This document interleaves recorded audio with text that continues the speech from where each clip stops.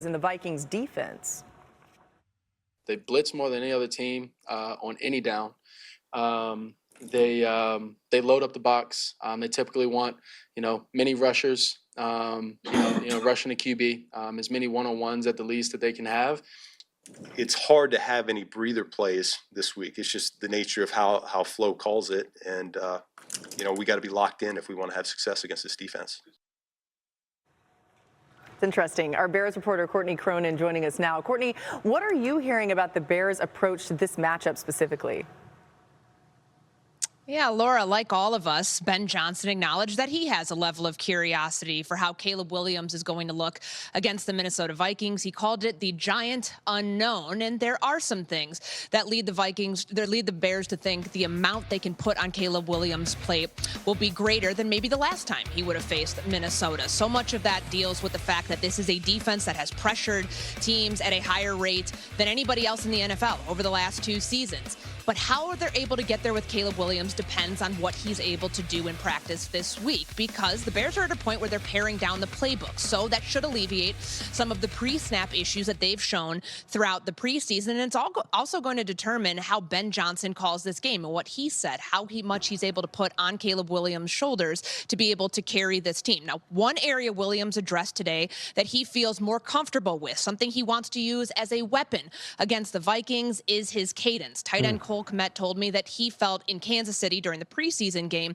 he had his best game of the preseason getting off the ball. And that was a credit to Williams, how he used the cadence there, and something that they feel could be to their advantage on Monday night at Soldier Field. Ooh, that's really interesting. We'll be there to keep an eye out for that for sure, and maybe you'll see it in game. Thanks so much to Courtney. Dan, Ben Johnson, very familiar with Brian Flores in this Vikings defense. What will you be watching for specifically as he faces it with a completely different team and different personnel? Yeah, second down. Now, Ben Johnson's had Brian Flores' number. When he was the coordinator for 3 years in Detroit, the Lions averaged 31 points a game versus the Vikings defense. No one else did that. And the reason why is because he would often take second down and treat it like third down, anticipating a lot of pressures. This is the Lions last year. Has he taught Caleb Williams to anticipate that pressure? Is that safety going to blitz, or is he going to drop back? And what are the answers on those second downs where when you think that linebacker is going to trigger and that safety's playing with depth? Are they going to turn around and hand it off to DeAndre Swift? No, they're going to kick this ball to the perimeter to a player like a DJ Moore and try to make sure that they're just staying ahead of those third and obvious passing situations. The way that they handle some of those blitz protections or getting the ball out on the perimeter to some of their backs. This time they motion. It's 2nd and 6. We're not trying to get the 3rd and 3 or 3rd and 4. They're trying to outflank the defense, try to beat the defense with speed to the sidelines. And a player, again, like last year, it's Gibbs. This year, it could be DeAndre Swift out on the perimeter. And then when you get into those second longs and you're anticipating some of those all-out potential looks, Ben Johnson got creative with how they wanted to block it. When do they take their shots against it? When do you call the play? And do they have the people to handle some of those protections to take advantage of a safety getting out of the incorrect position and some of their perimeter players down the field? Now, Jared Goff had run that for years. He could run it asleep. Is Caleb there yet? And I think the reality for Ben with Flo is, it's not the play, it's when he calls it, and I think that will be the most fascinating part when it comes to that part of the game is, when does Ben call the plays and how does Caleb understand why he's calling it? And it's almost like the pre-snap operation is maybe just as important as the post-snap operation this week against Brian Flores, who, of course, Caleb Williams is going to see twice a season going forward for as long as Flores is with the Vikings at that defensive coordinator capacity. But it's going to be a lot of stuff that Dan just showed you, and then a lot of stuff that Caleb Williams, Ben Johnson, and maybe even guys on the Vikings defense have never seen before, right? This is the ultimate wrinkle thrower, is Brian Flores on the defensive side of the ball. When the Bears have looked effective so far, when they did look effective in preseason, it felt like Caleb Williams understood pre-snap what was coming.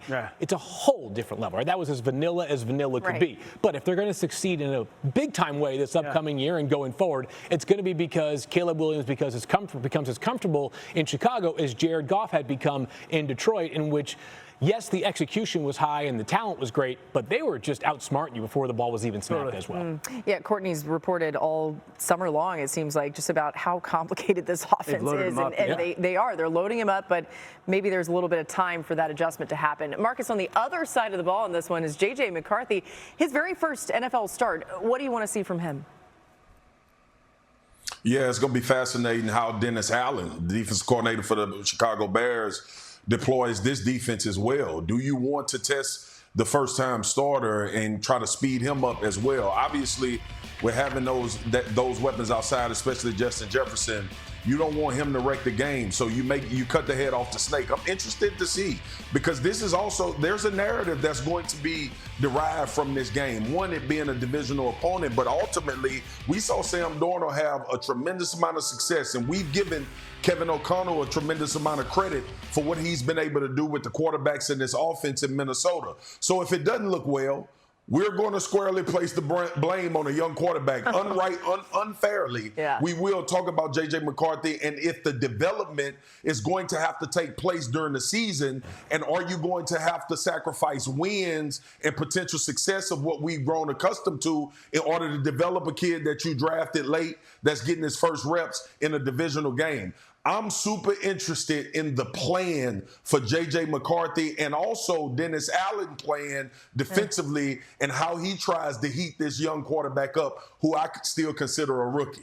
Yeah, it's funny because as much as it's maybe a positive when you look at the game from a Vikings standpoint that Kirk Cousins and Sam Darnold had Pro Bowl seasons in their first year under Kevin O'Connell, if that doesn't happen for J.J. McCarthy, everyone's going to be like, well, it's not Kevin O'Connell's fault. It's fair to have big expectations for McCarthy. Yeah, it's fair. Yeah, I like it. All right, time for some more top stories. Adam Schefter back with us. Adam, what is the latest on Juwan Jennings? Well, how about this, Laura? Big story out of the Bay Area. Kyle Shanahan said moments ago that Juwan Jennings, despite being limited today in practice due to his calf injury, is expected to play Sunday against the Seattle Seahawks. Now, you remember during the summer, Jennings has not practiced a whole lot, part hold-in, part calf injury, but he is expected to be in uniform for Sunday's opener. That's a boost for the 49ers offense. Meanwhile, we're still waiting to see if there's any sort of resolution to the Cam Hayward situation. Now, Mike Tomlin said yesterday that he expects Hayward to play on Sunday. My understanding is this situation still isn't resolved, still isn't over, and we'll see how that unfolds as the Steelers get ready to open their season on Sunday against the Jets, and Hayward wanting adjustments in his contract. Meanwhile, in that same game, the Jets will be without their starting guard, Elijah Vera Tucker. They fear that he suffered a torn triceps. It would be the second time that he suffered this injury. The first came in 2022 when he tore his triceps, ended his season. This is the opposite arm. They're getting a second opinion to see if he does need surgery, as they believe he does. And if he does, he would be out for the year. One other injury note to point out. Moments ago, the Chargers head coach Jim Harbaugh said Najee Harris is expected to play Friday night. He's been limited this past week, obviously due to the fact that he sustained an eye injury in a fireworks accident on July 4th, missed a good portion of camp, but Harris is expected to be out there for the Chargers' regular season opener Friday night in Brazil against the Kansas City Chiefs. That's great news for the Chargers, but also just for Najee Harris. We got a lot more coming your way. Week 1 is here. The rookies are ready to take center stage. Who will shine? Who might stumble? Field is going to tell us who he thinks could make or break their team's seasons. Don't miss this. Rookie Watch is next.